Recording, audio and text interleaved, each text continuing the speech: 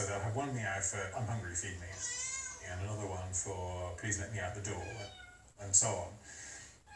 And these seem to be private languages that develop between the cat and the owner. And we know this because if you record these different meows and then play them back to different owners, the owner of the cat, of that particular cat, will instantly recognise them. That's the meow he makes when he wants to be let out. That's the one he makes when he's hungry. But play them to other cats' owners, even the owners of cats which have a repertoire of meows, and they can't identify which is which. Beyond meowing, cats have a number of vocal signals, not that we always understand them. This cat has no need to hunt for a meal.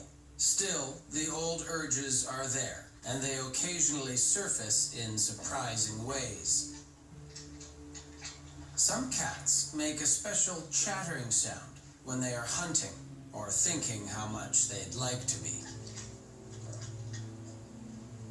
It's not known exactly why some cats chatter, whether it's frustration, anticipation of the kill, or an attempt to lure prey by imitation.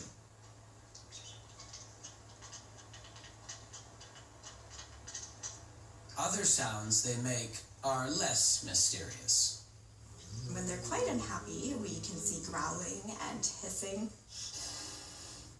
Also certain vocalizing that sounds almost basically like a caterwaul, a yowl, essentially. That's a very unhappy and very stimulated cat.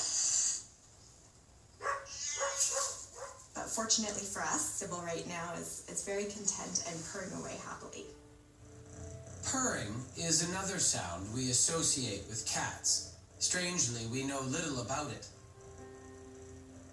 Most people think that purring is an expression of emotion, as far as the cat's concerned, that the cat is happy. And 9 times out of 10 that's true, but it's not the reason for the purring.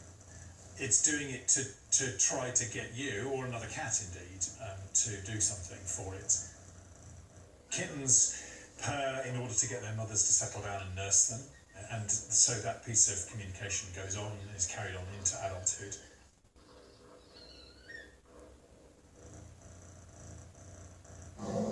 Large members of the cat family, like lions and tigers, can't purr. The roaring cats don't purr, but some of the smaller cats purr. I mean, in fact, the ability to roar sort of produces a change in the vocal apparatus, which means that you can't purr. Karen McComb studies animal communication in large animals, like elephants and lions. Then her own cat piqued her interest in this apparently simple sound.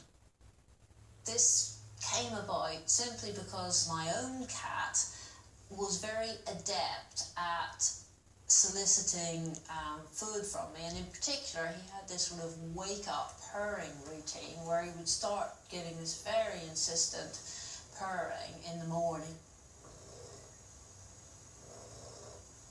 I thought, why is it that this particular purring is so sort of unpleasant to the ear? Why is it that it does sound urgent and it's so difficult to ignore? Professor McComb compared the purrs of a number of cats, including her own.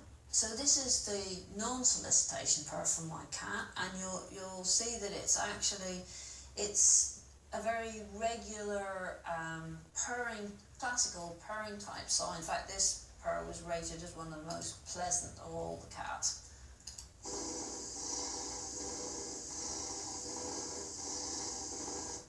So what I'm going to do is play you the solicitation purr from my own cat, and you should be able to hear that within the purr there's a sort of a slightly whiny element. Incredibly, Professor McComb discovered that this solicitation purr was at a similar frequency to the cry of a human baby. So it's got this sort of slightly manic element to it. And if you look at the screen here, you'll see there's a dark band in his case, it's a bit over 400 hertz, but that is the sort of cry like frequency, and it's there very strongly in each of the main beats of the purr, so that there is a frequency that's sort of jumping out of the rest of the sound spectrum at the point of this cry. And the cats have somehow tapped into this sensory bias that we've got and are using it to improve the level of care they get. Solitary hunters who can get another species to do their bidding. Their dual nature fascinates us. We watch them contentedly rolling at our feet one moment, slinking off who knows where the next. Unlike dogs, cats have another life, usually hidden from us. Now, thanks to modern technology, we are getting a glimpse into the secret lives of cats. Studies reveal that most have a pretty defined turf, an area that they patrol on a daily basis. Often not much more than a few blocks. There you go, buddy. Off the races.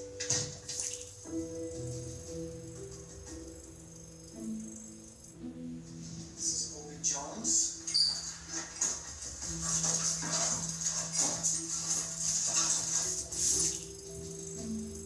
Of course, there are exceptions. Brave explorers who travel great distances. This is our kitty, Kinder. He lives with a dog, Ruby. We've been tracking Kinder's adventures. Sometimes they need to go no further than a neighbor to get an extra treat. You know what? He comes here and he visits us almost every day. Does he really? Yes. We love him. No. He sits with my mom and dad. Does he really? It's He amazing. sits with us and takes his little nap, and we bring him a piece of cheese or a little piece of bacon, and almost every day. A cat's daily patrols are anything but random. It's a way for them to mark and guard their turf.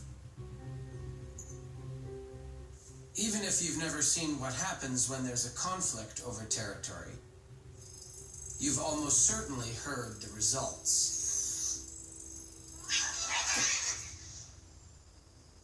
Studies find that cats often share the same or overlapping territories. They simply avoid patrolling at the same time, like feline time sharing. Running into rivals isn't the only danger facing cats living on the streets. The survival of great numbers of stray cats and feral cats that have never known human companionship proves their wild nature has been preserved.